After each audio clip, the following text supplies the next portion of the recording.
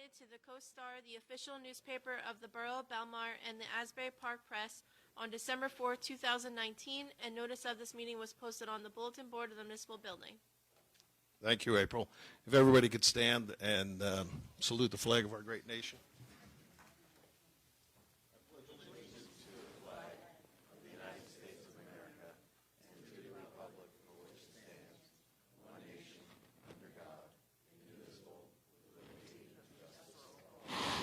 Everybody can remain standing for a moment of silence for our troops and families and all of our first responders. Thank you.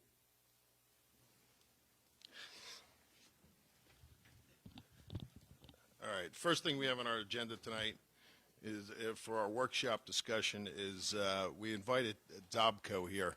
And just so everybody knows that probably it was about this time last year that Mr. Klein, Mr. Kapalko, and Mr. Langbine wanted to do a project north of 6th Avenue to the river, and they were asking what we thought of the process. And then when they brought a developer in, the developer asked us if the project would work really well if it went down to 7th Avenue. That's when we put out the RFP last September, and we had proposals come in because it was public property that was involved, and we wanted to be above board. So tonight we have Dobco, who was one of them, who one of the redevelopers that put in the redevelopment and what their vision for this area would be. And tonight we're going to take a look at it. We're not going to have any action on it tonight. The council is going to be able to ask questions, but really this is for informational purposes only tonight. So the council will be asking questions, but we're going to refrain from any of the public questions. I mean, you'll be able to ask at the public portion of the meeting, but as they go through the process and what they're going to show us tonight, the council will be asking questions. So we're going to step off the dais. We're going to let them present. We have Dobco here, the 3 Ds, Dan, Dave, and Doug. So they are going to give us what their vision is for lack of a better term, either the Seaport Village or whatever, or this area of redevelopment. So we want to take a look at what they have and let the public take a look at it for the first time. So you guys we're going to come off the dais and you could show us what you got.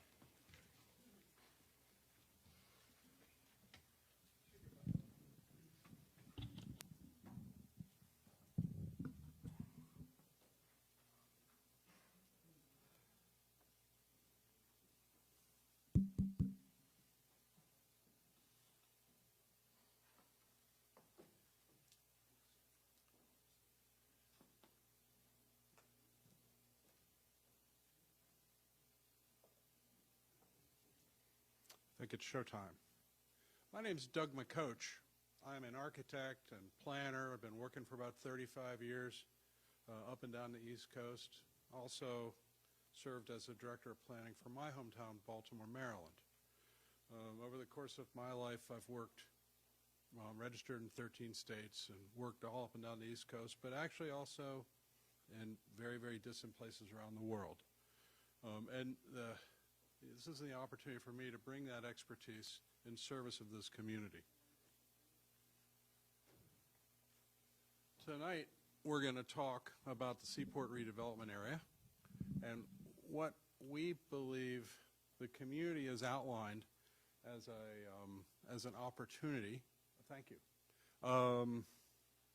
Through the course of its years of process. But before we go any farther, I do want to introduce the leadership of the Dobco development team. Daniel?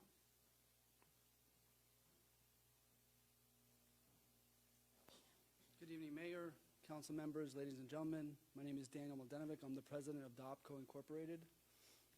We are a company that's been around for about 30 years. All we do is construction, design, build, and development throughout the state of New Jersey, New York, and now Delaware. We have completed over $1 billion worth of construction throughout those 3 states I just mentioned. I'm sorry, I'm kind of tall, so yeah, sorry. So yeah, here we go, that's a little bit better. So we've completed over $1 billion worth of construction through the states that I just mentioned. We know very well what it means to redevelop a property. We're in the midst of doing our own redevelopment of a property in northern New Jersey that's roughly 192 acres that will be similar to what we're presenting here in a vision of bringing in a mixed use that includes hospitality, retail, residential, commercial. So we have the wherewithal and the right people on board in showcasing this vision and this plan, and we know how to execute it, which is why we hired Doug and his group from Morris Ritchie Associates. They're professionals in this. They understand what planning means. They understand what it means to the public to get this vision completed. So with that, Doug, you can go on with your presentation and our vision with redevelopment of Belmar. Very good, and thank you. One thing to note, I thought it was very important to illustrate the many, many towns and boroughs that DOBCO has worked in across the state, from top to bottom. This is just a few of the communities that they've done public sector projects, private sector projects. So they in this state and how to work with communities.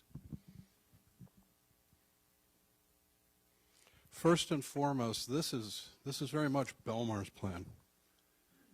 And I think it's been shaped by a process that's been going on for at least 17 years, maybe longer.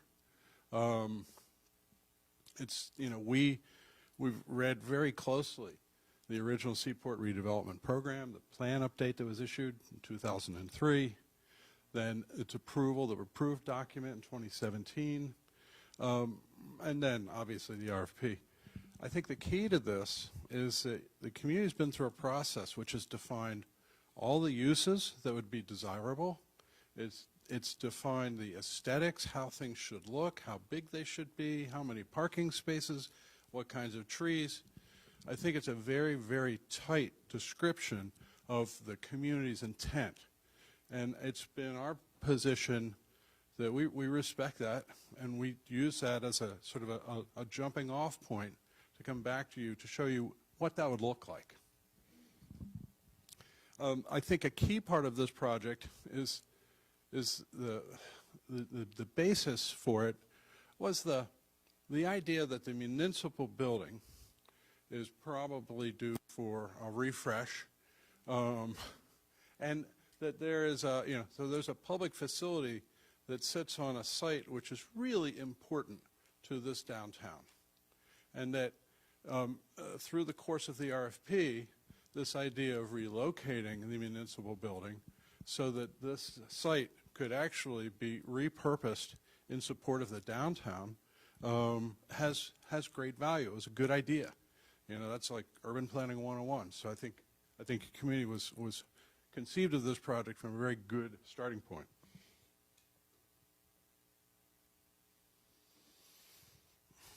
What we see and have learned in talking to people and reading is that there's been, for the longest time, a lot of interest in a couple ways that Belmar can be better in how it serves its community.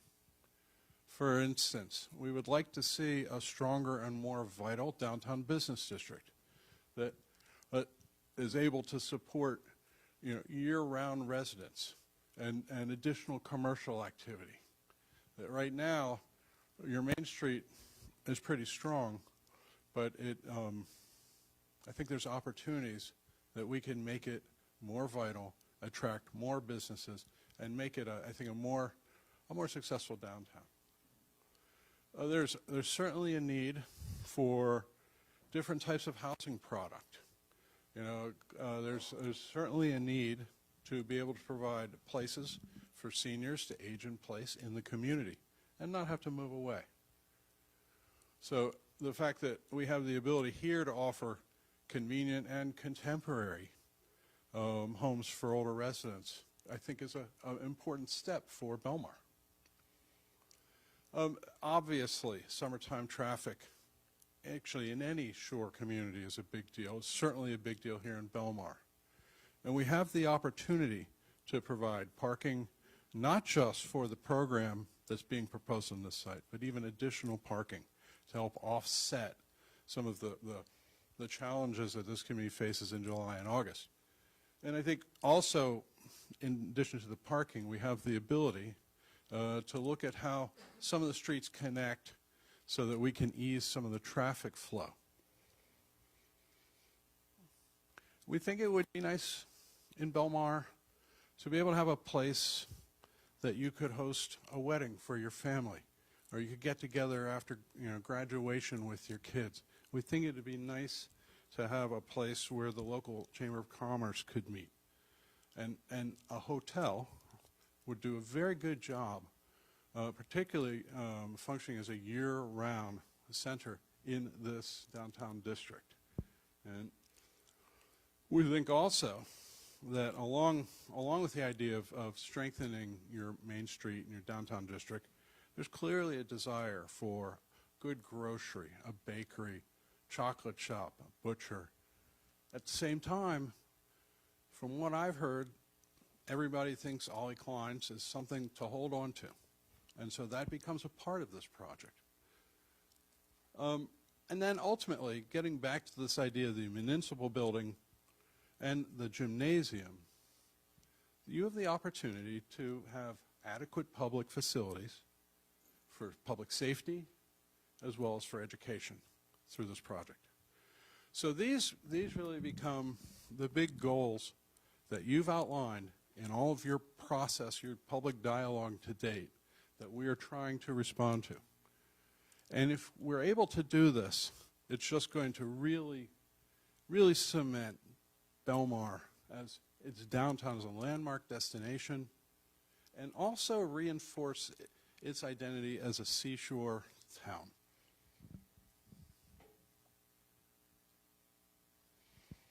So again, from my experience professionally, Belmar has a remarkable opportunity. You guys have defined it, and it's our job to help bring it to life. You have the potential to have a direct connection from the beach to your downtown in a way that will provide people opportunities at all times of the day to move back and forth, not in cars.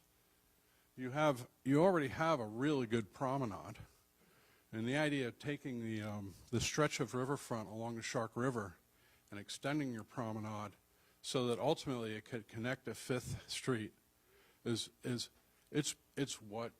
what communities do. Smart communities do that.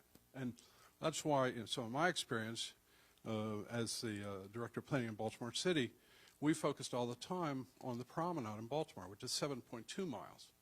And how do we handle activities? How do we promote it? How do we keep it clean? How do we make it family friendly? All of these things we think about constantly as we're laying out and doing designs.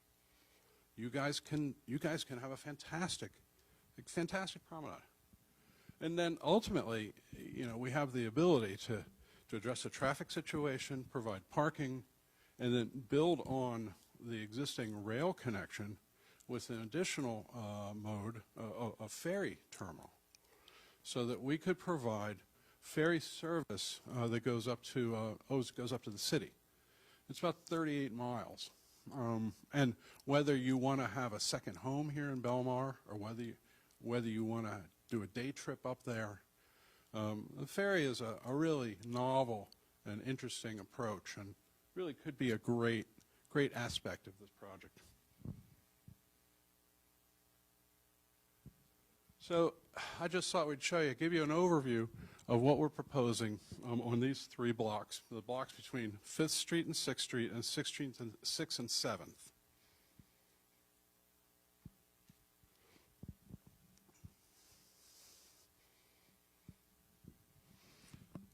So the promenade is anchored by an amphitheater for public events. Closest to the Route 35 bridge, we have senior residential building. And then facing Main Street, sort of a market rate for everybody building with market and retail and restaurants in the base. and then another residential building that also has a market, and then a hotel facing the Main Street Bridge. And I think when you come over that bridge and you see this building here, it's going to be really an important landmark. And then our promenade connecting across. So that gives you an idea of the sort of the basic organization of the project. But I would like to actually talk a little bit about the most important thing that shapes this project, which is really the folks that use it. We never design in a vacuum. We always design for people, and we always spend a lot of time thinking about what do people want to do? What do they need? And you know, I think that those two ideas translate into an authenticity for a place, and they translate into a place that can be successful for generations, because you know, we've given it a purpose for being that's knitted into the fabric of this community. So we'll talk a little bit about who we think is going to use this place. And we think there are a variety of constituencies, people that would enjoy coming to Belmar, young families for one. These are people who are probably already coming here, and they have a repertoire of things they want to do. They want to go out to eat. They want to have fun with the family. For me, this is close to home. You know, Mom looks forward to early morning yoga, and Dad wants Mom to be happy. And that's the reality of my household. But so, you know, what are things, family-oriented things, make this experience kind of Belmar important to this constituent, this group of people? Another group of people that is surprisingly inclusive are commuters. It's entirely likely that there's a second home community here in this beach community where people would like to be able to take the train or take the ferry to the city. Or maybe they're up there and they want to come down here and they have a second home, or you know, a 1 or 2 bedroom apartment. So being able to provide for that it's not uncommon that your family could come down to the beach for 2 or 3 weeks. You're off, you're working, and the weekend you come down to the beach. So we think that that is a population that could be served here and could add to the vitality of your community. The other interesting thing about this group is that they may be car optional. You know, if you have a second home, you're taking the ferry or the train down, you may say, you know what, I do not need 2 cars here. I may only need 1, or just get by with an Uber. So there's an idea here that this is a population that supports local restaurants and merchants, but has a relatively small footprint in terms of, you know, distractions like parking.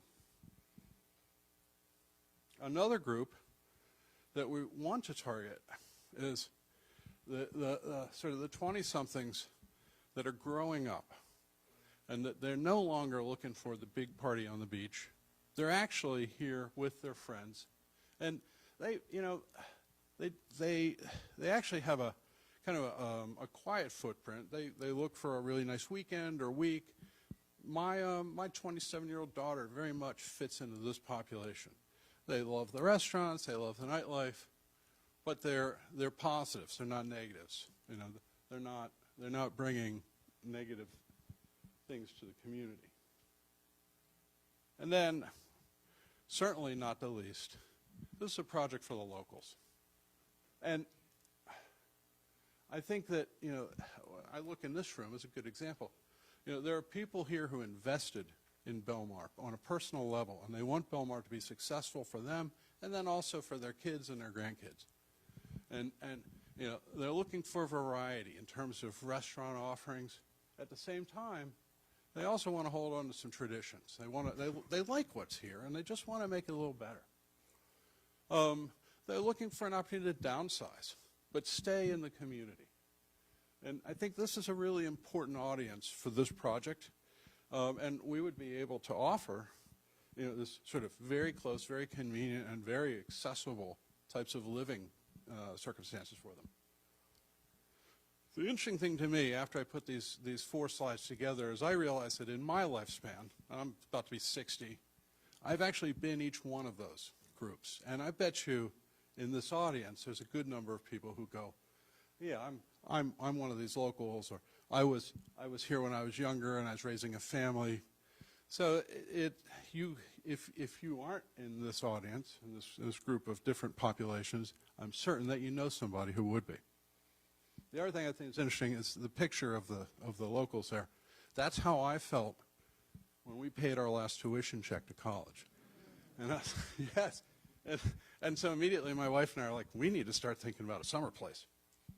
So these are the people that would use this project, and they're going to be good citizens and attributes to Belmar. So what do they want to do when they're here? What are their interests? So people are always looking for destinations that have, vitality and richness and things to do. And in our world of development, that's materiality, that's landscaping, but it's also how the spaces are programmed. You guys have a promenade. There are so many things that your economic development group or promoters of Belmar can do to take an asset like that and turn that into a public attraction. Again, restaurants, civic spaces, the amphitheater, all of these can create the experiences that people are looking for in their lives. Similarly, civic-focused spaces. Actually, you've got a good number of them. I think Belmar is a really rich fabric of civic space. This would certainly contribute to that. Places with soul, places where the younger set, maybe you guys are doing instant messaging all the time and Instagramming. I'm still playing catch-up there. But when I talk to my 27-year-old daughter, this is what she wants to do. She wants to go someplace, take selfies, and send them to her friends. And that's just attractive to that generation, and it's good. Certainly, a project that offers places for quiet and relaxation, especially in a shore community. And gathering spaces for family. I mentioned the hotel earlier. It's not just family, but there's, I think we've shown service clubs. Where do the Lions meet, or the Kiwanis? I think that opportunities for people to gather strengthen the community, and so that's a big part of our program. Obviously, families. We couldn't resist the ice cream stand because there's always an ice cream trip on our summer vacations. And people watching, and the idea that you could be out here on the promenade or in the hotel and just watch the pace of life go by every day and see who's showing up. Fascinating and a great way to pass the time. So we talk about who could use this, and we spoke about their interests. The real question is, well, what does this look like in Belmar? If I were sitting in the audience, that's the question I'd ask. And we feel that there's a need to take a moment and just point out that this project started with a proposal to replace the municipal building and add a gymnasium. Now, there are a variety of sites that have been considered for this, and we've actually done a layout specific to 16th Street, and we're able to provide a facility which will have new police facilities, new town hall, administrative offices. It's a two-story building, and frankly, you could drive up the turnpike and go to Wanacue, New Jersey, and you'd see a project very similar to the program you're talking about that we executed 2 years ago for the borough of Wanacue. So it is part of the RFP, and it's the intention to provide these facilities. And I think that there is ongoing dialogue about where they will be located. And it's particularly true with the gymnasium. I think there are options. Should it be with the elementary school, or should it be with this facility?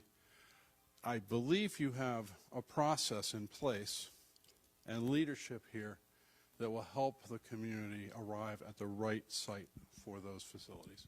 But this represents, I think, the developer's commitment to the type of facility and the quality of facility that you're looking for. I have a question. Sure. That 16th Avenue site, Mm-hmm. now that's a brownfield. Yes. Okay, so can you explain a little bit more about what would be involved Oh, sure. in building on that site? Yeah. That's actually I've lots and lots of brownfield experience in New Jersey. Anybody that's working professionally in New Jersey has brownfield experience. I would say if that were the chosen site, you certainly have to go through phase 1 and phase 2 testing. You have to assess what's there, and then once you know what's there, you have to come up with the remediation plan. And then New Jersey has a process through the Department of Environment where you have a licensed remediation professional who oversees the process to get the site clean. I can also say that when I've done this for many, many corporations, there's a giant advantage to doing the cleanup at the same time as the new construction, because that way you're not going back and testing twice, you're not making assumptions that turn out later to be wrong. And so it is in the interest of the community to do the cleanup at the time that that building moves forward. So you want an integrated process. And I can also say that, you know, there are different thresholds for remediation. You know, there's we'll call it commercial use, and then there's residential use. And commercial standard is a little lower than residential, but in no way should you think that means that there's still hazards there. When the state certifies that it's clean for these uses, it's clean. So I don't know today where exactly the municipal building will wind up, but when that time comes and the site's selected, of course, it has to be. I'll tell you what, one other thing. I'm almost certain that the waterfront, if it hasn't been cleaned, it will need to be cleaned. And so that's just, it's an industrial waterfront. There's 100 years of people, you know, changing the motor oil on the boat motor. And so, you know, there's a process, and there are definitely state-defined standards that we will respect. Sorry, I have one other question. In your original proposal, that 16th Avenue site that you mentioned, the 16th Avenue, we don't control that. That's a county road. And quite often in the summertime, that road is really backed up with traffic either coming in or going out. What kind of provisions would we make so that our emergency responders would be able to get to where they need to get to and not be stuck? Yeah. No, that's a great comment. One of the things that attracted me to that site and how it laid out was that there was space for the emergency vehicle storage on that parcel, which is good. But we're going to, I think, without having done traffic studies, I would say there's probably a signalization strategy that's going to basically create, you know, the police will be able to control the signal, which will stop the cars to give them access. You would work with the county to make sure that happens? Yeah, I think, well, frankly, I would think that your permitting process would require that. So back to what all these places look like in Belmar. We thought we would just start with a description of the promenade. And what you're seeing on the left-hand side is a still photo of the promenade as we see it. It's got the senior residential building is blue, and that's to the right, and then a regular market rate building is in the white to the left. And then our the amphitheater. The amphitheater also has a dock master house. It's got public restrooms. We think that facing this amphitheater is a great place for the Arts Council because there should be retail lining the first floors of those two buildings that face this performance space. And what we would expect is that people will come here. This is like dog walking, 101. This is a perfect place to take your dog. It's a perfect place to go for a bike ride, especially with this promenade that goes 1.2 miles, but also a stretch that goes down Fifth to the ocean. I mean, it's not hard to envision the Belmar Marathon doing a loop that runs around this. And then, obviously, concerts.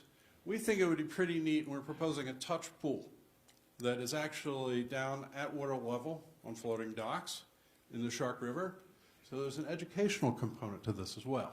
Okay, so you're envisioning a space for the Belmar Arts Council?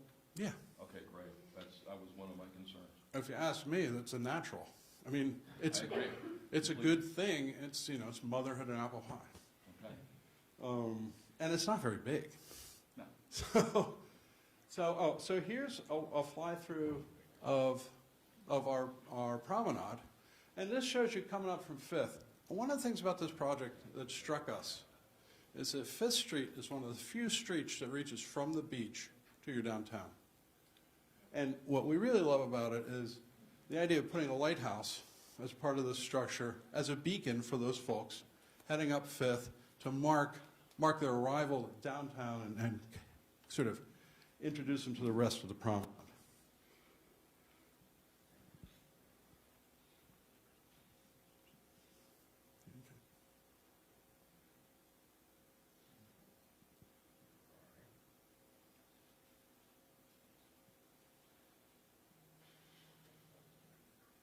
I had to laugh when my team members did this. They put my mother-in-law in here. I can't tell her that, though. So this is a touch pool that we're talking about. You know, ramps, obviously, accessibility to the water is something that we've learned in Baltimore, actually. Dockmaster House, public piers. And then the amphitheater. And we're very much aware of the connection sort of under the Route 35 bridge over to the marina and the extension of the promenade.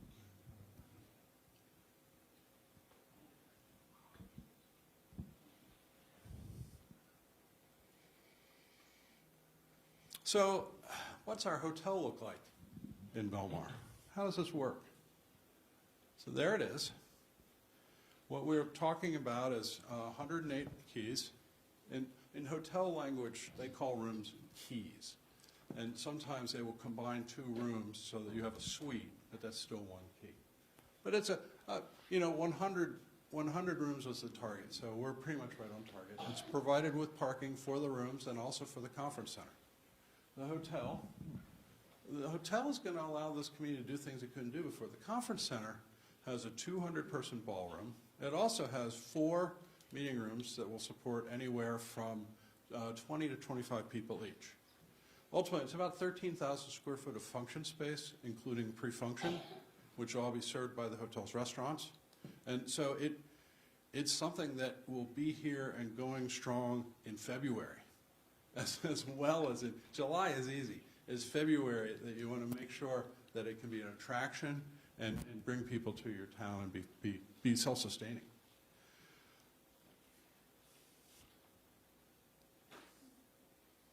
Some of our references for what this hotel will look like come from other very, very successful beachfront communities.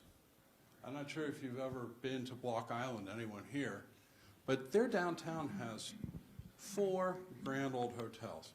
People take the ferry to Block Island, they don't have a car, they get off the ferry with a suitcase, and they walk up the street and they go in the hotel.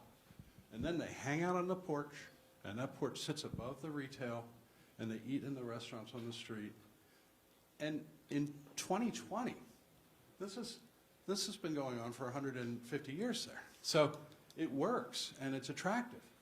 The other thing that we see from this is a wide variety of shapes along the roof.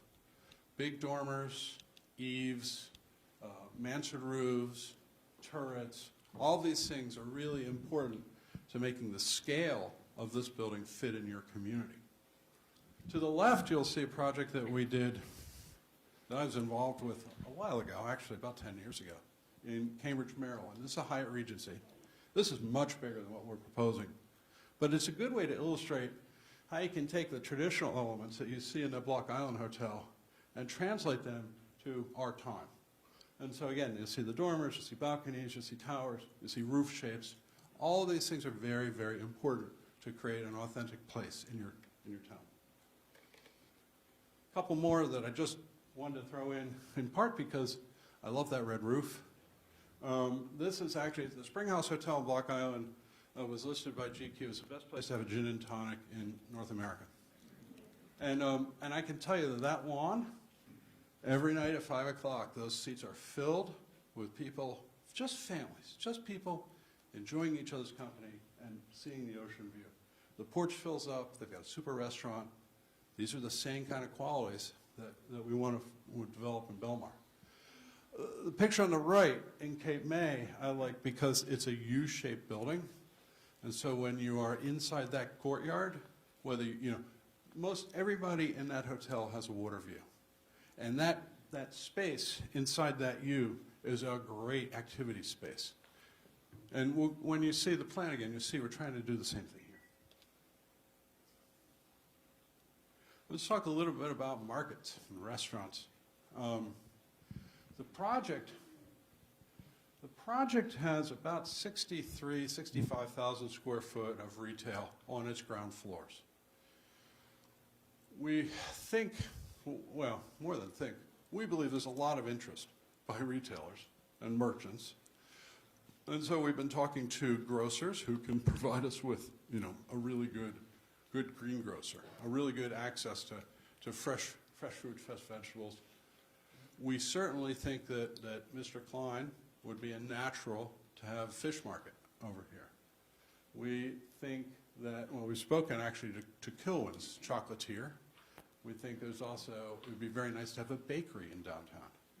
So these are all real tenants that would really like to be here because it's just a great location, great demographic. The intention is to reinforce Main Street and that corner with 7th with these types of uses. Again, we want to promote a walkable downtown. We want to have a lot of merchants. So there's certainly going to be space for locals as well. But we also want to add to what you have here today. And these are the types of things that we've heard there's a desire for. So this, and forgive me, this is, my young intern drives really fast and he likes fast cars. So this is a very speedy fly-through and it's lined with Ferraris. But this is coming down 7th Street and you'll see on the first floor of that building, that's a senior residential building. That's retail space there. And then we have our building on the corner of 7th and Main, and that will be the market on the first floor, anchoring this corner right here, and then the bakery and the chocolate shop sort of stretching down Main Street. Now we're heading up Main Street towards the bridge, and in a minute we'll come to 6th Street, and we'll take a quick glimpse down 6th. Neat thing about this vista is that it opens right up onto the amphitheater, and so I think it's a nice vista. I think it's going to indicate activity going on. And then we continue down Main Street, hotel on the left, and then the residential building on the left towards the bridge.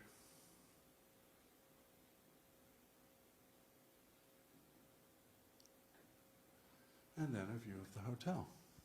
So we're looking at 4 or 5 stories, but everything meets the height requirements of the Seaport redevelopment plan? Everything recognizes the 40-foot eave datum that it identifies. Yeah. But like some of those hotels, that's the eave, and dormers and balconies will rise up. Yeah. I'll tell you, in a minute, I'll give you more information about heights. Okay. So I can answer that directly. So, the residential. Let's talk a little bit about what we're hoping to provide here. We think there's a building that could serve the community's need for senior residential.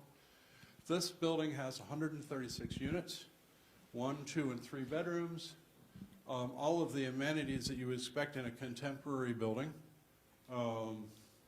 security, fitness, amenity spaces, rooftop pool, well-appointed kitchens and baths, but then also this idea that it's linked by transit and that it's convenient to all the other activities in this development, but up and down Main Street.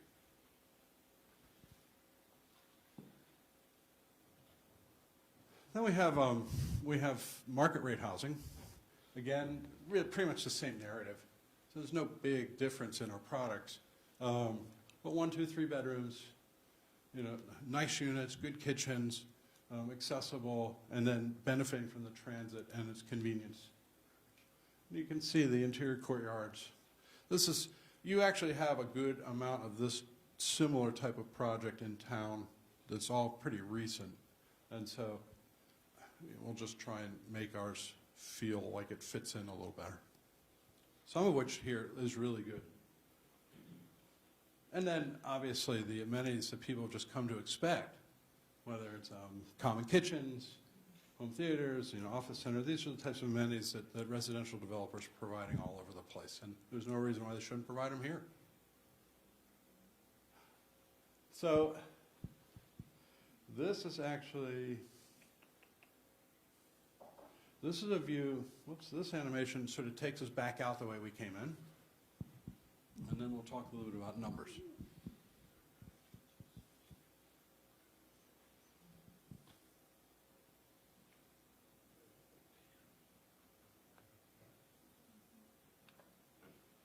One of the things I will say, when the RFP came out, we were first looking at the program, we read that 40-foot eve datum. And the first thing we realized is we don't want to have one 6-block monolithic building. We really need to break this up into smaller pieces so that it doesn't overwhelm the scale of your town. And so that's why you'll see a lot of buildings, some are low, some are high. There's breaks between the buildings. It's all about making it feel more comfortable with the surrounding neighborhoods.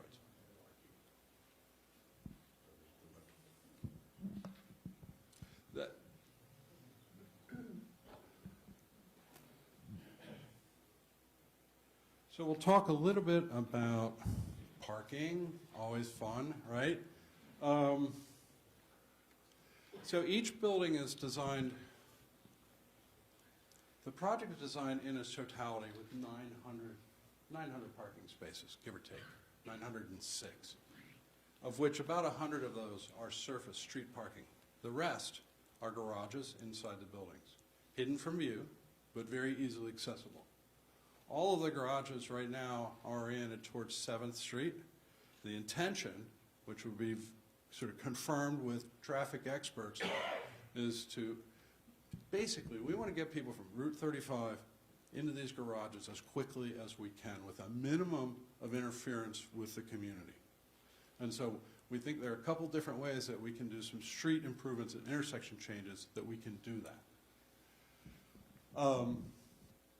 So for our market and retail, again, in building 1, which has the oval around it, that's our hotel and also a residential building. And in the first floor, we've got the commercial retail, including a food hall, a seafood hall.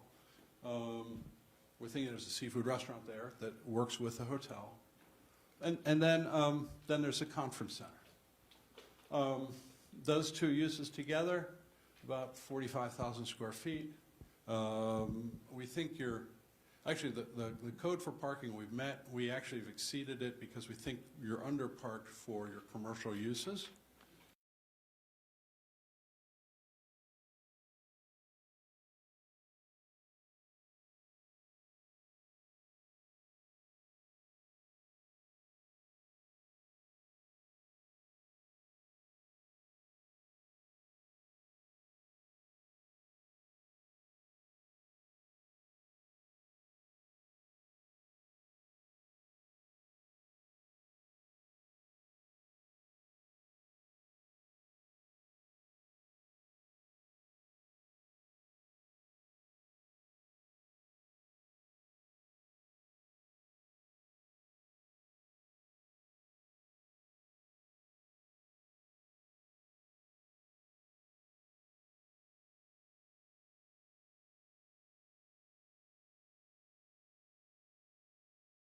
Way beyond what would be the norm.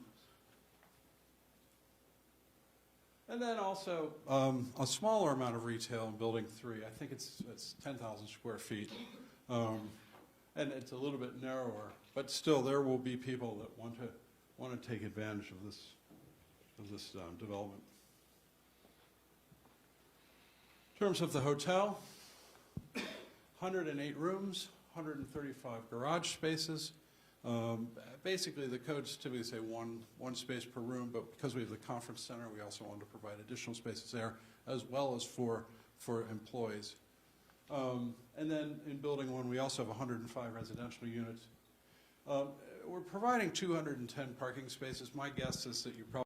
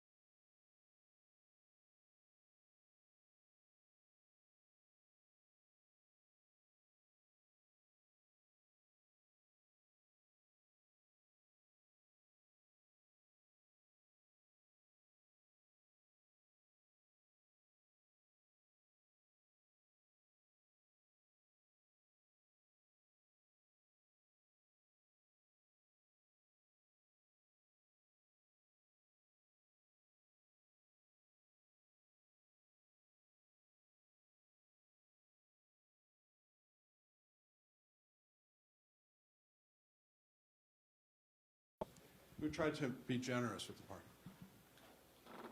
And then building 3, 136 senior units. And for the seniors, we did 1 space per unit. And again, I think about my 83-year-old mom, and she's got 3 bedrooms at 1 car. Oh, before we run off, you'll see that the last notes on this slide talk about heights. So, again, we wanted to break up the mass of these buildings. We didn't want this to seem oppressively large. And so what we said is there's 2 places that we should have the buildings be taller than that 40-foot parapet. The first is the hotel. Hotel is a signature building for your community. It's facing the river, and when you come over that bridge, we went up 10 foot. Now, we can still keep an eave at 40, but you know, what it means is at the top floor you'll have dormers where those units are. The other place that we went taller was actually with the senior building. We went 2 floors higher because we felt that the bridge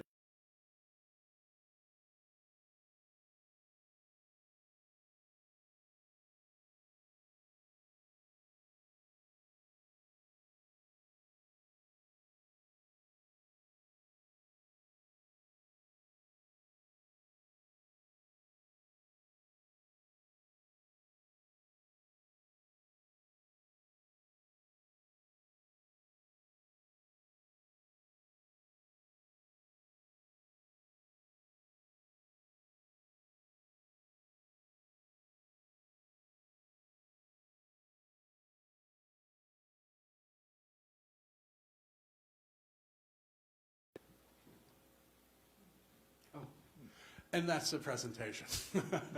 I think you're seeing a submission by the DOBCO team that really takes the community's interests quite seriously, wants to do right by Belmar, and we look forward to the process.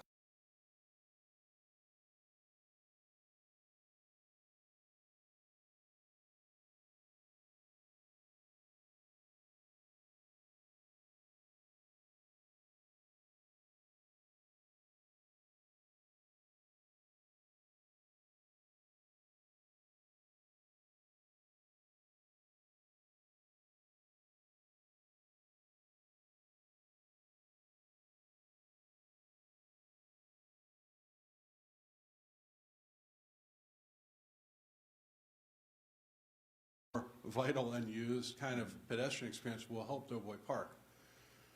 There was about a half an hour where we thought, well, we could get rid of Doughboy Park so that we could build a road there. But we don't really want to do that, and we don't have to do that. So Doughboy Park, as we believe, its footprint doesn't have to change, but there would be an opportunity to tie it into all the other public attractions to make it something more meaningful for more people.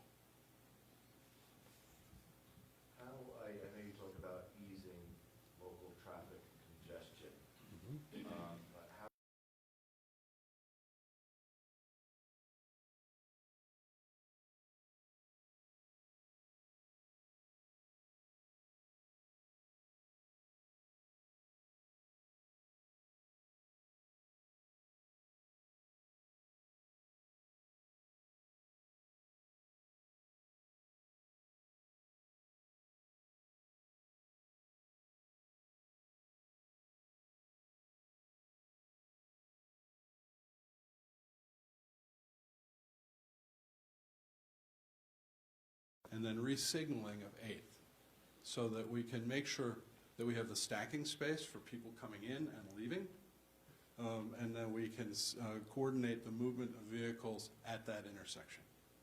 But we think that block actually has a lot of value in terms of giving people a place to wait while the light changes, that right now we're not able to do.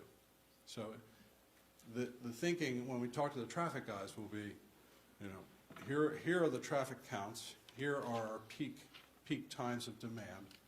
Let's figure out what we can do to make this situation better. And again, part of it has got to be getting people who are going to come here and shop or live to arrive and get out of their car and walk. That's absolutely where you start in managing traffic movements and traffic demand. So. And that would be the same as parking also. Absolutely. Yeah, you have to do the whole parking study to make sure the peak times. Yeah. Especially if that commuter book comes into play, there might have to be some more parking. So one of the things about parking is everybody wants parking, but nobody wants too much parking. It doesn't help anybody to have empty parking garages in their downtown, and I can take you to places where that's happened, and it's terrible. So our challenge is to find the right balance, you know, address the traffic concerns, provide the parking, particularly deal with the issues during peak season. And I think what we know from our exercise so far is that there's space on the site to meet the demand. And then the next step is actually connect the garages to the highway. And that's very much a part of the project. Now, one other thing, I saw that you had pools and greenery, and they would be on top of the parking garage? Yeah, let's just take a quick detour and discuss where amenities and sustainability overlap. So sustainability has reshaped the construction industry from top to bottom. And 10 years ago, I'm a LEED accredited professional. I haven't built a project which isn't LEED certified in some manner since 2001.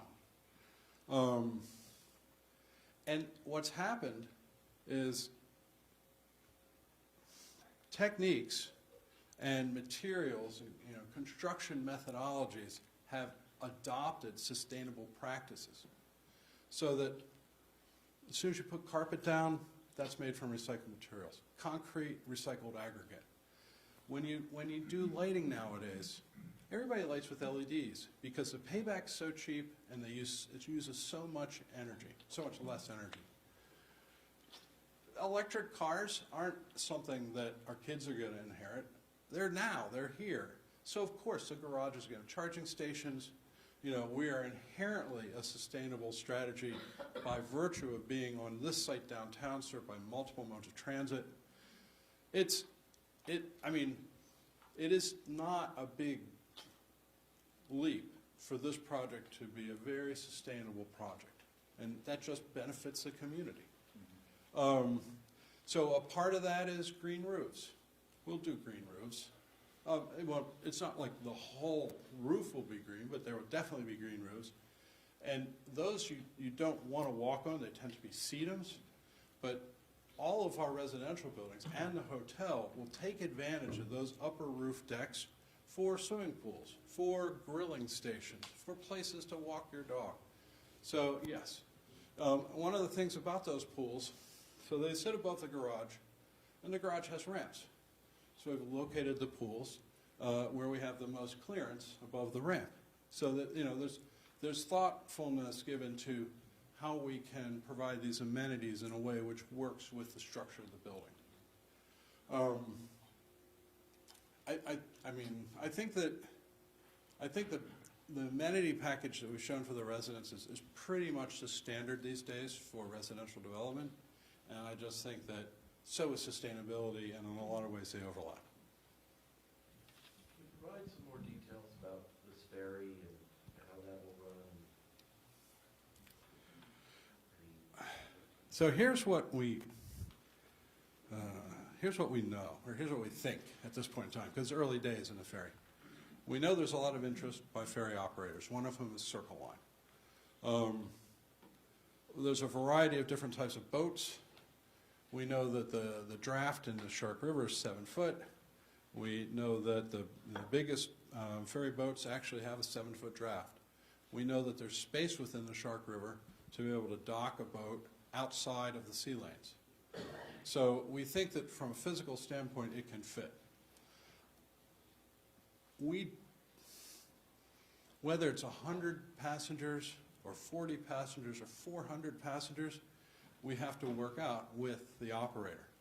I think their job of assessing demand is going to really determine the size of the ship. But we know that the Shark River Inlet right there, right up here right between the bridges, is big enough for turning radius, plenty big for turning radius, especially since these boats have four props and they can spin on a dime. A question about the ferry naturally becomes a question about parking.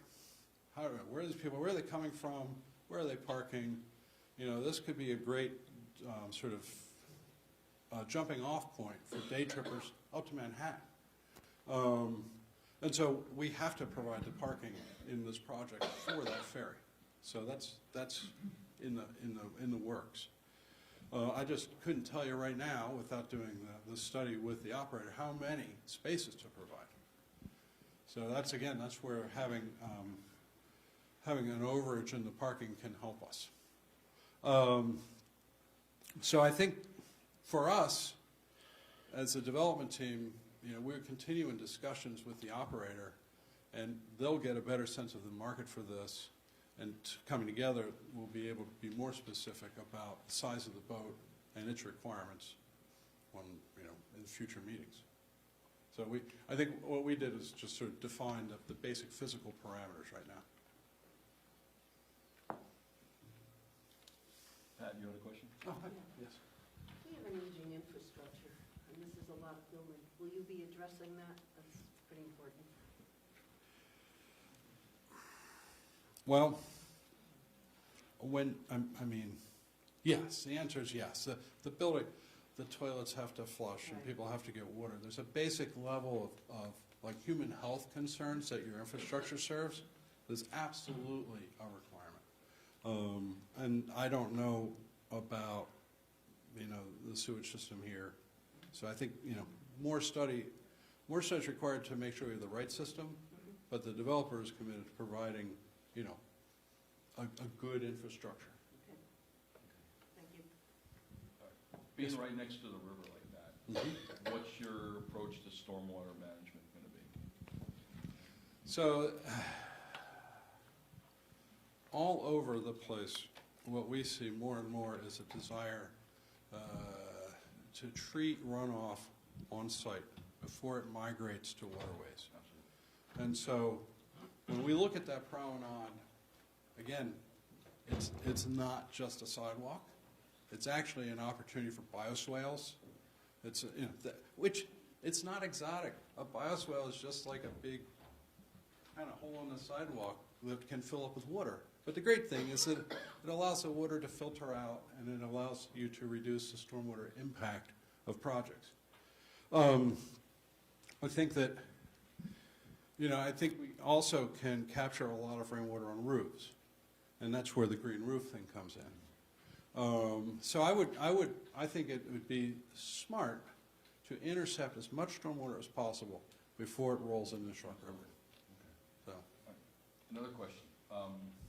Have you considered what contingencies you might, this goes in, it's going to be there a long time, and so what's your approach going to be to sea level rise? Because the water's definitely getting deeper. So I did a bunch of, actually I was one of the people designing New York City's sea level rise response. Oh.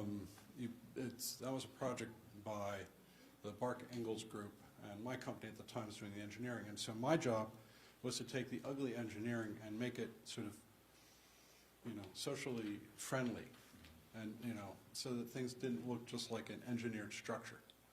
So I believe strongly that resiliency strategies can be built into the architecture of your town in a way that you don't think of them as dams or you don't think of them as dikes, but they become parks, they become open space, become landscape pieces, they become recreational spaces. So that's the philosophy. So some areas we let flood. Like if the amphitheater area floods, that's just fine. And in fact, you know, again, my experience in Baltimore, the amphitheater floods.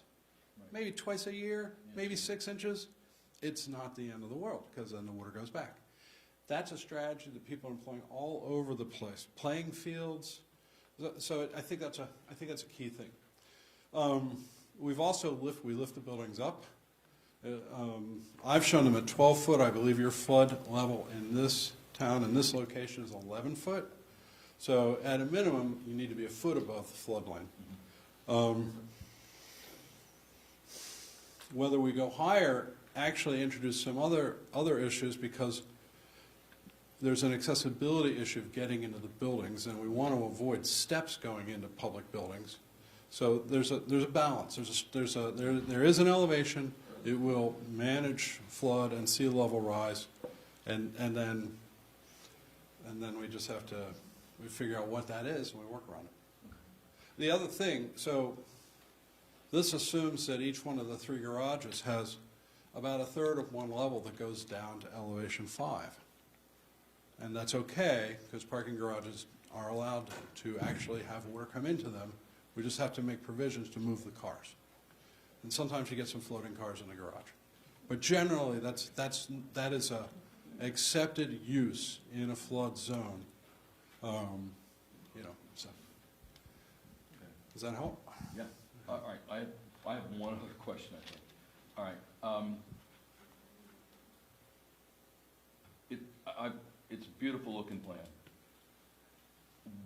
What I would be concerned about if it goes in and it's as great as it sounds like it's going to be, how do we keep that from cannibalizing our other businesses that are further down Main Street? How do we make sure that we get people from here all the way down to there? I mean, the idea is to help the whole town, right? It's a classic question. It's a question that every community asks. And the real truth is that it doesn't. In fact, it attracts more people, which benefit all the other merchants. That you actually, it's not a zero-sum equation that says we're never going to get any more customers. In fact, when you bring a grocery or a market here and a food hall, you're going to have many more people walking up and down Main Street. And if you ask the person that's between 7th and 8th, they're going to say, that's great. I'm right across the street from the market. So, again, getting people here, getting them out of their car, and having them, you know, use Main Street like a shopping street is the goal. So I think also, and I don't know if Belmar has this, but there's a role for business district management. I think you may have, you know, there are entities, there are organizations that will organize promotions and they will take care of public safety and clean up and spruce up. And making sure that the public spaces here have activity. It's a management question too. But the goal is to treat this like a programmed attraction year-round for the citizens. That's how you do that. Would DOMCO be the managing agent for the residential units, or would you get somebody else? We would probably partner up with an operator who Okay. does this on a day-to-day All right. basis.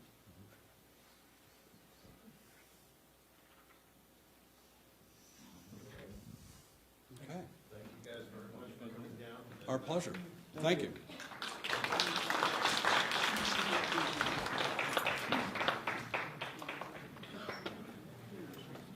Thank you.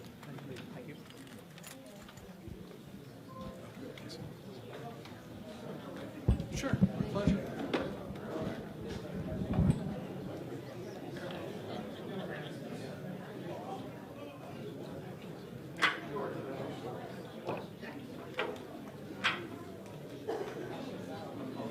Thank you for watching. Just give us one more moment as we set back up to continue the rest of our town meeting. Thank you for watching.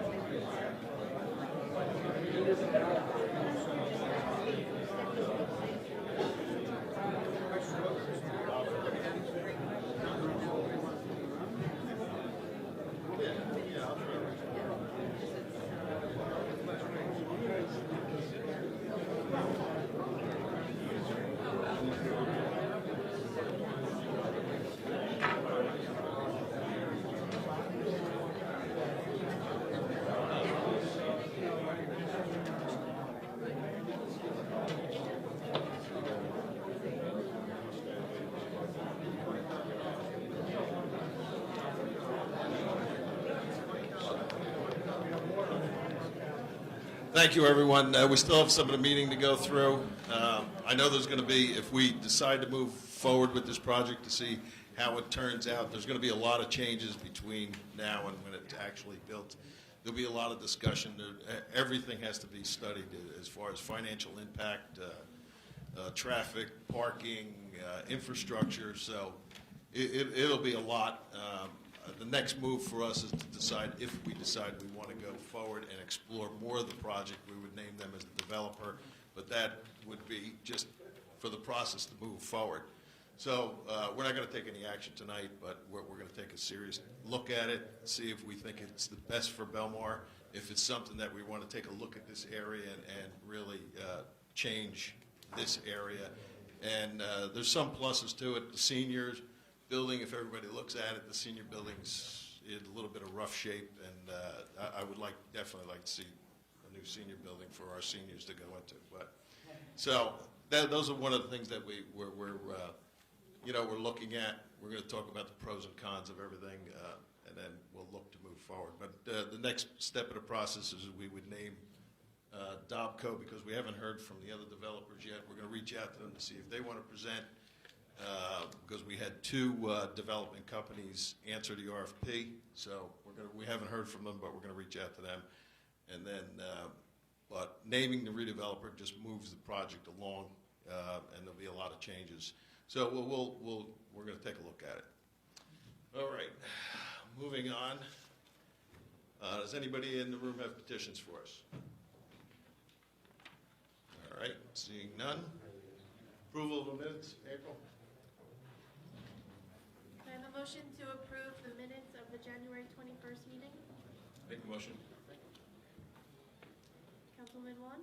Yes. Councilman Brennan? Yes. Mayor Walsifer? Yes. Councilman McCracken? Abstain. All right. Reports of council. Councilman McCracken? Yes, last night there was a meeting of the Belmar Housing Authority. We welcomed our new commissioner, who was recommended by Mayor Pringle. Her name is Maria Massano. She is retired from the multi-unit housing division at the Department of Housing and Urban Development. So she will bring a lot of, the building is in good shape, and the administration is working on their 5-year plan for that building. Shade Tree has been very active. We have resolution tonight, which we're going to be addressing, moving Lynn Amari from the first alternate up to a full member of the Shade Tree Commission. And that group, frankly, has been revitalized. We have Anne Marie Drzenovic, Lynn Amari, and Greg Glesman, who have really become very active and are concerned about our trees in our town, which is great, along with our other commissioners. I sit on there as a member of the council, Matt Ruth-Haller and Johnny Uduzzi. So I'm happy to see that we're moving Lynn up to full-time commissioner, and those folks are really taking the beauty of our town, including air quality and all the things that the Shade Tree Commission addresses very seriously. So we're happy to have that active group working for us. Thank you. Councilwoman Wong. Thank you, Mayor. I don't know if any of you have watched the Kids Baking Championship on the Food Network, but we have a 12-year-old, Anthony Fontanez. He's a student, 7th grade student over at St. Rose. He got through to the 5th round, so we are kind of proud of him. The local boy does good on the cooking Food Network. It was very cute to see him bake. I know I've tried some of his macaroons. They really are delicious. So he did a great job. Also, the rec department is holding a 3-week baseball softball clinic for boys and girls grades 4 to 6. Registration deadline is Thursday, February 28th, and it's going to be limited space to the first 20 youngsters. So you can contact Barry Turgu here, or you can go to our website and pull up the community pass and you can sign there. Also, for the first time, we're having T-ball for 3.5 to 5-year-olds. Registration deadline on that is Sunday, March 15th. That's it, Mayor. Thank you. Thank you. Council President Brown? Thank you, Mr. Mayor.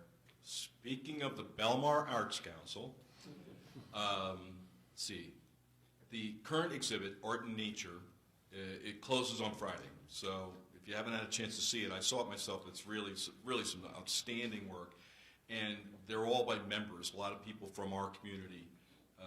You know, the Arts Council has 365 dues-paying members, and they put on over 100 events a year. The gallery's open Wednesdays and Fridays from 11 to 3, 11 a.m. to 3 p.m. The next exhibit's going to be all fired up ceramics, and that's going to, well, the opening is going to be February 22nd.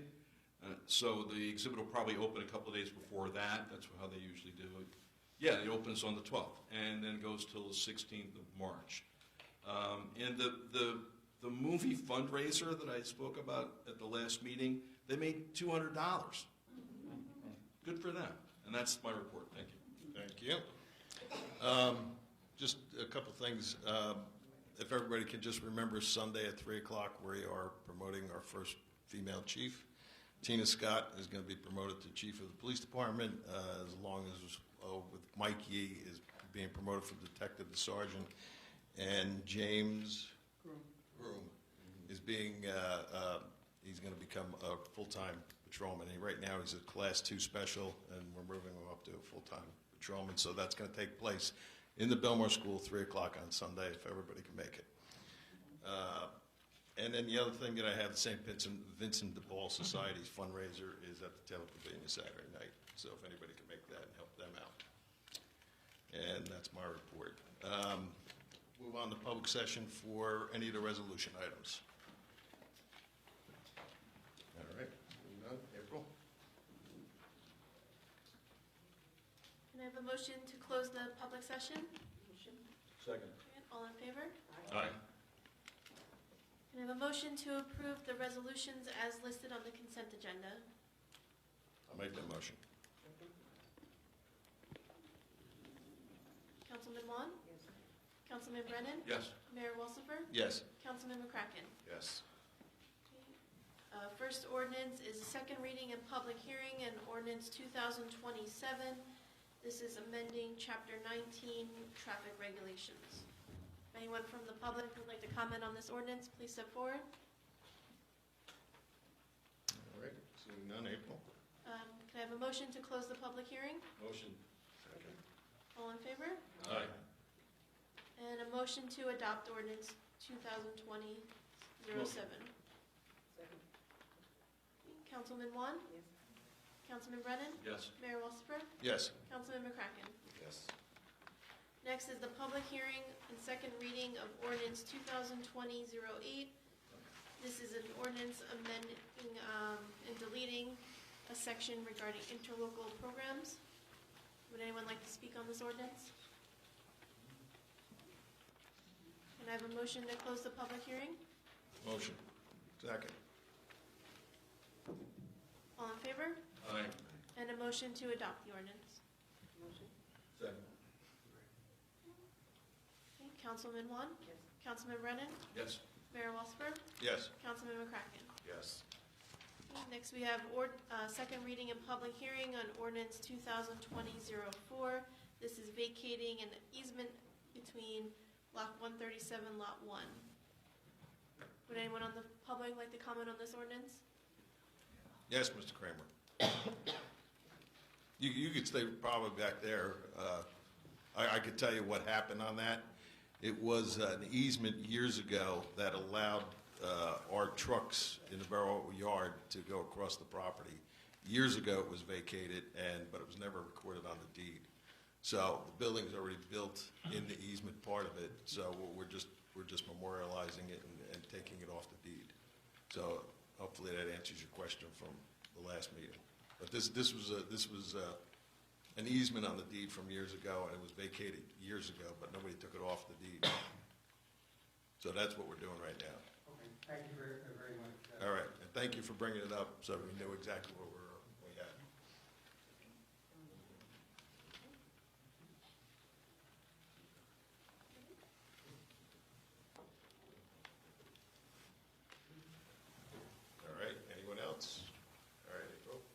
motion to close the public hearing?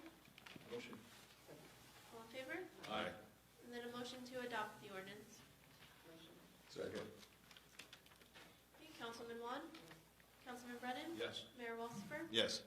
Councilman McCracken? Yes. And the last one is ordinance 2020-02, second reading and public hearing. This is an ordinance regarding the placement of small cell equipment and wireless poles in the public right-of-way. Would anyone like to comment on this ordinance? Yes.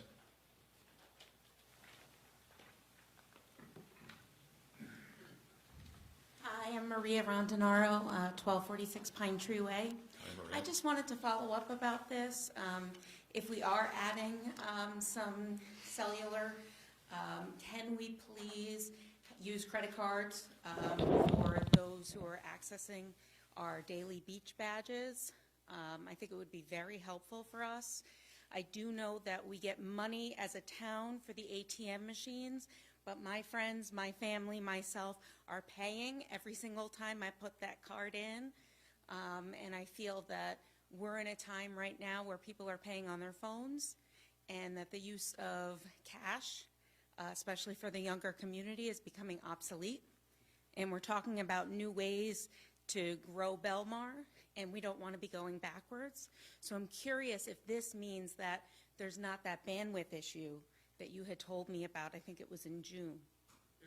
This has nothing to do with that. This is something that we had to put in place for the right-of-way. We're still in negotiations to get the bandwidth up down the ocean. They come in with some pole designs that are just so ugly we can't accept them. And so we're working on trying to work with all the different companies to come up with a viable solution to make it look So aesthetically this pleasing. isn't a way that we could add to the bandwidth. No. Okay. This is something we And- had to do from I think the state of New Jersey, federal government. Okay. Yeah. Well, We had to put I'm this sorry for ordinance, but- misunderstanding, but I I still get would it. really like some consideration. So is it definitely a bandwidth issue? Because I heard that perhaps it may not be. Is it No, it is, definitely because bandwidth? on busy days, with everybody on their devices on the beach, we can't run our equipment. It keeps going out. And that was the problem. So even if they have credit cards, we can't even take them. And then they were walking all the way down to 7-Eleven trying to use those ATMs. That's why we put them on the beach for convenience, because we're having the problem. Right. Is that because they were We using? do have a couple more meetings with some of the cell companies, but as of all the things that they showed us right now, we don't want on our beach. So we're trying to work with them so it's aesthetically pleasing, and the people aren't in this meeting screaming at us for putting something ugly up. So Understandable. we're working on it. I think we have a meeting they canceled the meeting tomorrow, right? We have a meeting on the 12th. On the 12th, yeah. So we are working on it. It's a big concern. I'd rather take it, believe me, I'd rather take the credit card. It's so much easier. Okay. And was it an issue of the community pass that we couldn't get those credit cards? The community pass was the reason why we couldn't? It was too slow, or it was? It still has to do with them. It's still bandwidth. So, I mean, if I use my Square on my phone, I'm going to have that same issue? We're not hardwired down in the pavilion down in Taylor at all. Yeah. It's wireless. Yeah, everything's wireless. Okay. Everything. Okay. So we're working on it. All right. Yeah. Continue to please We're work working on it. towards that. Thank you Yeah, very no, much. we want to get it done. Anyone else? Yes, Mr. Kramer. All right, Gene Kramer, Fourth Avenue. Let me just see if I got this straight. Placement of small cell equipment and wireless poles in the public right-of-way. I read through the whole thing.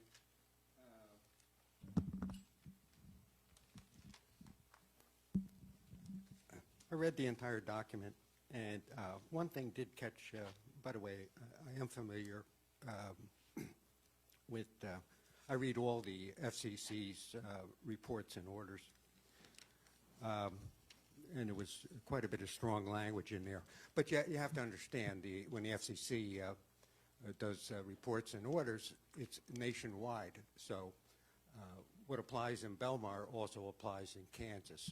And of course, situations quite a bit different here in populated areas. One thing that caught my eye of concern is that the borough the telecommunications companies are going to have to indemnify the borough. I guess that, is probably a general liability insurance policy. Now, I certainly want the borough to be protected. However, what's going to be done for the adjoining property owners? I see in the ordinance here, the sidewalk is considered public right-of-way. What protection there is for the adjoining property owners? Anytime somebody gets hurt on a sidewalk here in Belmar, they don't sue the town. They sue the adjoining property owner. I've had two neighbors within the last couple of years that have gotten dinged. The people apparently have gotten hurt on the sidewalk. I don't know what happened to them, but they're faced with lawsuits. I guess my question is why isn't there any protection being built into this to protect property owners that own property along the public right-of-way? These things are going to be constructed, apparently, these poles, somewhere between the sidewalk and the curb. What's being done to protect the property owners? And why can't the adjacent property owners be indemnified, just as the borough is? Mr. Kramer, the poles are going to be on borough property. That's why the borough's Belmar's being indemnified. I think most of the sidewalks are actually in public property. I don't know. So these are going to be built. The sidewalks are on public property. So that's Belmar property. Absolutely. And for that reason, the borough has an easement with the street, at least north of 12th Avenue. I'm trying to answer your question. Okay, go ahead. I don't think there's any reason that the telecommunication companies are going to be on private property. If they're damaged the poles or someone gets hurt while they're putting these facilities on the poles, we will be the Belmar, which owns the poles or owns the property where the poles are, will be indemnified. So I don't know why or they should or how they would indemnify every homeowner, every property owner. They won't even be on their property. You see, though, what happens in Belmar, and it might be different than other areas. In Belmar, although property owners don't own the sidewalk, Right. they're held responsible for maintaining it. Yeah. And if somebody gets hurt on that sidewalk, they sue the adjoining property owner. Well, I don't know about that. Well, I can't tell you. And like I said, within the last couple of years, If they damage the sidewalk, they're going to have to fix it. That's what part of the indemnity is all about. If someone is personally hurt while they're doing that work, they'll also have to, indemnify the town to take care of it. But they're not going to be on anybody's private property. If they damage the sidewalk, they're going to have to fix it. okay. Okay. Yeah. One other question here, and I think it's just a typo. First page, bottom of the page. The title of the ordinance is Placement of Small Cell Equipment and Wireless Poles in the Public Right-of-Way. Down at the bottom of page 1, it says, entitled Wireless Communication Towers and Antennas. Okay. Thank you. April? Okay, can we have a motion to close the public hearing? Oh, sorry, Trina. Come on up.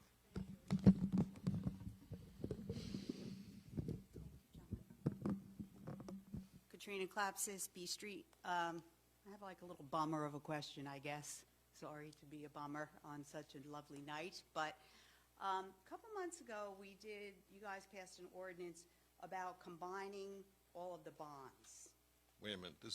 You're speaking. We're still on the cell. We Oh. got to close. This is not public question yet. All right. Now you can close it, April. Motion to close the public hearing? Second. All in favor? Aye.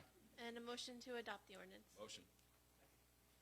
Councilman Wan? Yes. Councilman Brennan? Yes. Mayor Walsifer? Yes. Councilman McCracken? Yes. Okay. Now you can come up, Trina. Yeah. Hi, I'm back. Okay, so back to that, a couple months ago, I guess it was back in November, I don't even remember when it was, but you guys were going to combine all of the bonds into one bond, all these notes and bonds and everything, right? Was that accomplished? Oh, I think that was when we were buying cars and different police cars and stuff throughout the year, and then at the end, we no, it was we like paid- taking, like you said, there was like 19 or 20 bonds that you were going to consolidating. Yeah. Yeah, I don't think we can consolidate that because so much is in the water department, so much is on the beach, so much is in general. But I think what you're talking about is throughout the year, we were doing small stuff to buy the equipment that we needed, and then at the end of the year, we were No. trying to. No, You're talking about what you saw out there as far as the 58 million versus the, well, I'm wondering if that had something to do, because the debt statement came out and it was like, so I was wondering if if these things overlapped, what was happening? it pays down the debt is what it does. And Christine Manolio is not here tonight, but Right. she will have an answer for you tomorrow. She's better well versed to explain it Okay. tonight, what they're doing, because it They feeds do off have the other. something to do When with the debt each service other, comes though? due, Okay. it has to be paid down because it comes due. So the right thing to do is to pay that off and pay that down. Okay. So I spoke to her briefly tonight. She'll be in tomorrow, and we're more than happy to get her the answer. Yeah, okay, great, because when I saw the debt statement, I was kind of like, Right. oh my God, I started to hyperventilate. But I It's thought not- it might have something to do with We the other. don't want you to hyperventilate. Okay, thanks. So I'll just to talk, reach out to her. follow up, because I think that's a very good question. And I'm sure Katrina's not the only one No question in about the in the audience who has this question. So I think it's, obviously good public service that Christina's going to get in touch with. Christina's going to get in touch with Katrina tomorrow. But can we make sure we bring that up at the next meeting and put it on the Right. agenda so we can We'll make actually sure have, everybody I'll see gets the if Christine will be information? available. What you do at the end, just give me your number. We'll make sure we call you tomorrow, and then we'll get that for the workshop for the next meeting. For the next meeting, that would be terrific. Okay, so just Yeah, see you after the meeting. perfect, thank you. Thank you. Anyone else? Public session. Yes, John.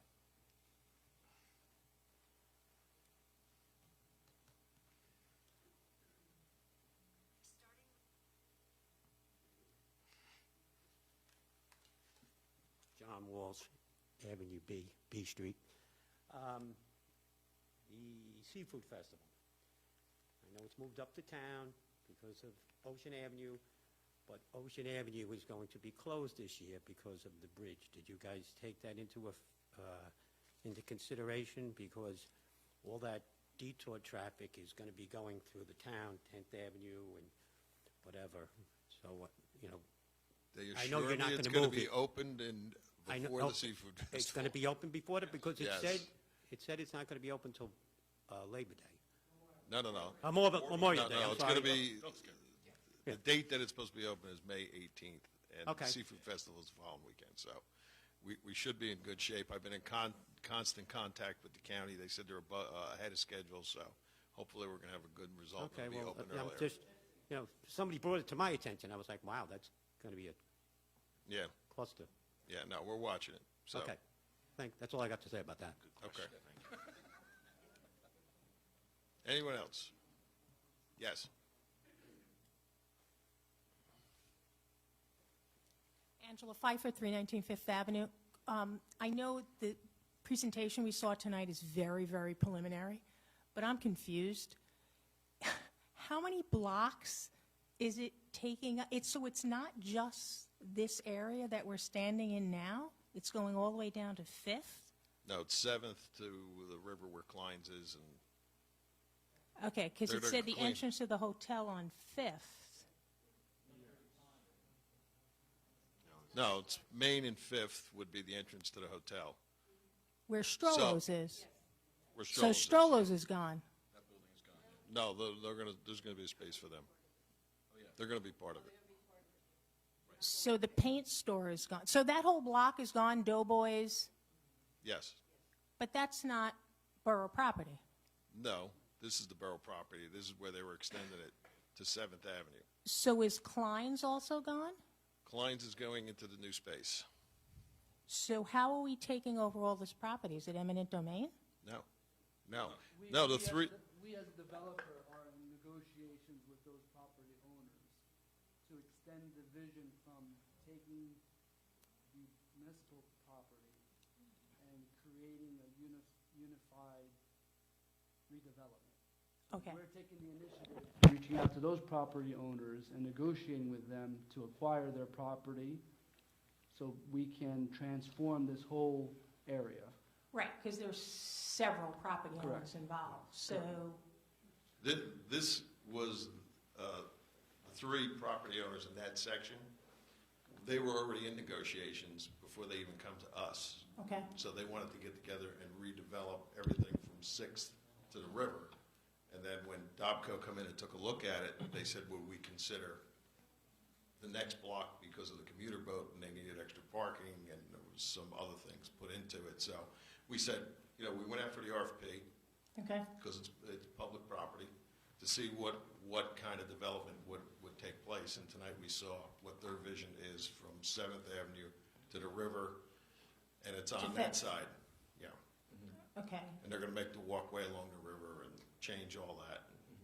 okay. And one of the ideas for the location of the new municipal complex, you mentioned 16th Avenue? didn't Well, know. we're taking a look at taking a little bit of the Borough Yard and a little bit of Dempsey Park, because of By Dempsey Park. and that's only preliminary, because we're only looking at different areas for the parking. We have a lot of people that in the summertime that we need parking for the employees during the day. So, Right, any space that we're taking a look at, we got to take the parking into big consideration. So that's why we only took a look at that space. That is just so preliminary. We're looking at a lot of different spaces. I just didn't know when they said 16th, I didn't know where on 16th. I was Yeah, just oh, wanting okay. Yeah, clarification well, we're on looking that. at Dempsey Park because of parking during the day, and then they could use the parking at night for other things, so. Okay, and one more question. How many total residential units are being added? Between the senior and market rate. I have to go back around. We have numbers all over the place. so- There's so many seniors, and So we have 136 senior units, and then we have 130 plus 105, so 235 market rate units. So it's a total of 375 residential units, yeah. And the current senior building is staying or it's being replaced? well, the senior building right now is, if you ever walk through it, that's where we're taking a look at the seniors, because we can move the seniors into the new space, and plus we could add a lot to it for more. We have a long list for seniors to get into that building. So would this senior building be bigger than the current senior building? Yeah, it was only 50 units in the one, and this is 137 units for this one. Okay, so the senior building we have now is disappearing. Could be. We don't Hey, know. I'm a member of the Belmar Housing Authority. We had our meeting last night, and there's been no discussions between the developer who made the presentation tonight and the commissioners of the Belmar Housing Authority. So, a lot of work still needs to be done. No, I understand, it's very, I was just confused as to the scope of it. Yeah, so it's like 7th Avenue up to the river, where Klein's is, and that's the whole scope. Okay, thank you. Okay. Yes. Oh, all right. You're next. Hi, I'm John Jr. At B Street. I have a question. I have 2 questions for you guys. So, how much, and you guys as well, how much say do we have in this project if there's 3 other owners? And can this project move forward without us, like without the municipal properties? Like, is this going to happen? Could this happen anyway if we don't get this building and this this area of the? It can't happen here. I understand, but it's still going to happen in the town. That's what, right? It could happen from, the 3 owners still could get Yeah. together and do 6th Avenue to the river. Okay, so I mean, that's what I meant. So how much of this relies on a council vote to pass? Well, I think either way. Is I it think like a would s- naming them as the redeveloper, move Redevelopers, forward to yeah. see if it's all going to be, so if Dobco's named as the redeveloper, then we start the process. Tonight was Yeah. all information, all, course. it was their vision. There's going to be a lot of changes to it if we do move forward. And we might name them as the redeveloper to move forward just to see, is it going to be good for Belmar, and take a look at the whole project. If you look at this area here, up to the river, Yeah. it would really be nice to have it revitalized. Oh, and I agree. I just want to know what Yeah. the logistics are. And second, the Seafood Fest. It is the 15th through the 17th. So if the bridge is opened on the 18th, that's afterwards. Just Wait, it was the week before. I might have got the date wrong. That's fine. It's the I week just before. want. I It's just the have been week- thinking about this for a long time because when they were. I mean, even the St. Patrick's Day parade. We're not. I mean, I tell my friends to come in through Avon. I mean, that means Ocean Avenue's closed.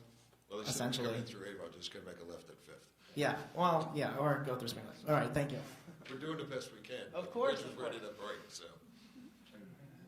yes.